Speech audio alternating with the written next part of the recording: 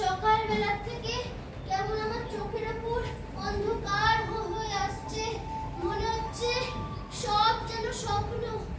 আমি আর রাজার চিঠি কি আসবে না ফকির? হ্যাঁ বাবা, সেই চিঠি আজই আসবে। আজ কেমন ঠেকছে?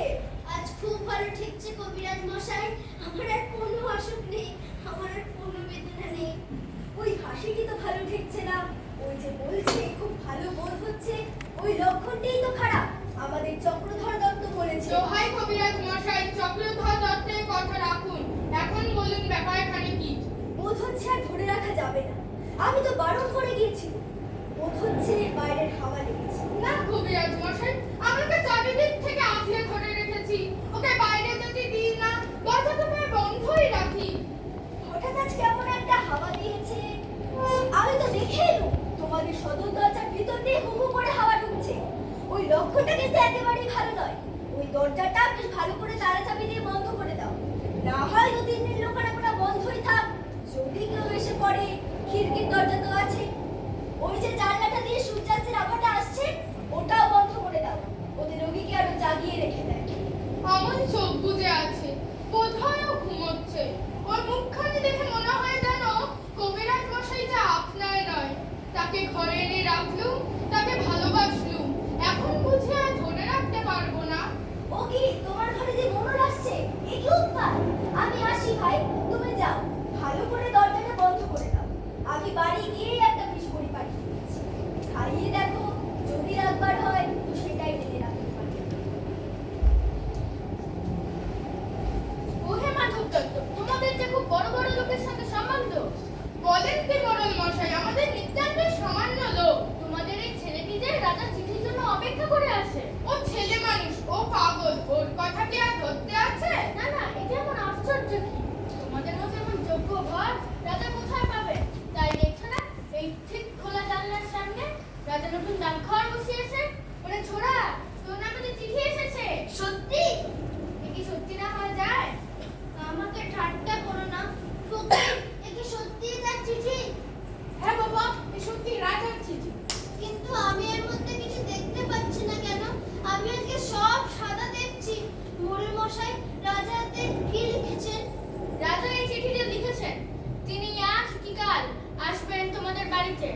আমার জন্য মুড়িমুড়কির ভোগ তৈরি করে রেখো। আমার আর রাজদণ্ডের এক দণ্ডও ভালো লাগছে না।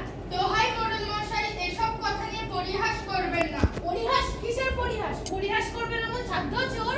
আরে ঠাকুরদা, তুমিও খেপে গেলে নাকি? হ্যাঁ, খেপে গেছি। তাই সাদা কাগজে অক্ষর দেখতে পাচ্ছি।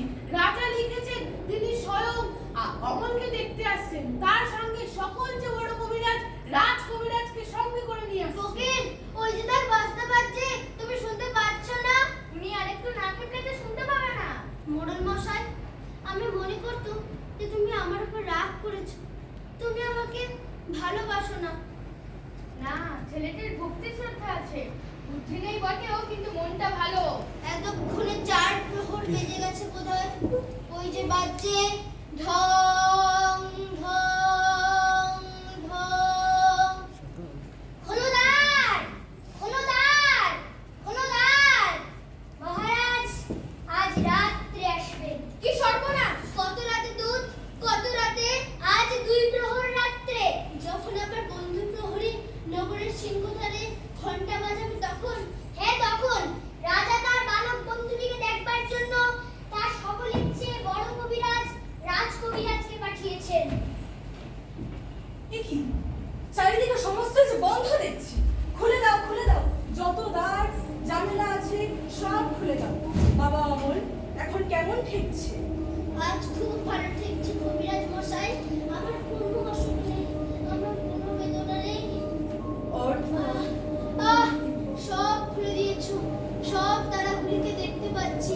অন্ধকারের ওপারকার সব তারাগুলিকে।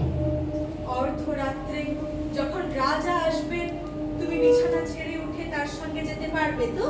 পারবো, আমি পারবো। বেরোতে পারলে আমি বাঁচি। আমি রাজাকে বলবো আমাকে তোমার ডাকঘরে ডাক খড়খড়া করে দাও, আর আমাকে অন্ধকার আকাশে ধ্রুব তারাটিকে দেখিয়ে দাও। সেই তারাটিকে যে কতবার দেখেছি, কিন্তু কখনো আমি চিনতে পারিনি। তিনি সব চিনিয়ে দেবেন। সাজিয়ে রাখা হোক রাজার আগমনের জন্য। রাজা, বাবা, রাজা তোমাকে ভালোবাসেন। তিনি স্বয়ং আজ নিজে আসছেন। সেসব তোমাকে কিচ্ছু চিন্তা করতে হবে না, আমি সব ভেবে রেখেছি। আমি রাজাকে বলবো আমাকে তোমার ডা খড়খড়া করে দাও। আমি কাঁধে চিঠির থলি নিয়ে, হাতে লণ্ঠন নিয়ে ঘরে ঘরে দেশে দেশে কেবল চিঠি বিলি করে বেড়াবো। হায় আমার পোড়া কপাল! তিনি বলে দিয়েছেন আজ এখানে তার মুড়ি মুরগির ভোগ হবে। মুড়ি মুরগি? এখন তোমরা সকলেই স্থির হও, ওর ঘুম আসছে। আমি বালকের শিয়রের কাছে বসবো, ওর ঘুম আসছে। ঘরের সমস্ত আলো নিভিয়ে দাও, এখন আকাশের তারাটির থেকে আলো আসুক। ওর ঘুম আসছে, ওর ঘুম আসছে, ওর ঘুম আসছে। ঠাকুরদা, ঠাকুরদা, তুমি মূর্তিটির মতো করে হাত জোড় করে নীরব হয়ে আছো কেন? আমার কেমন যেন ভয় করছে। এই যা দেখছি সব তো ভালো লক্ষণ। এ আমার ঘর অন্ধকার করে দিচ্ছে কেন? তারার আলোতে আমার কি হবে? চুপ করো বিশ্বাসী, কথা বলুন না। অমল, অমল, ও ঘুমিয়ে পড়েছে। আমি তো ওর সাথে ফুল এনেছি, ওর হাতে কি দিতে পারবো না? আচ্ছা, দাও তোমার ফুল।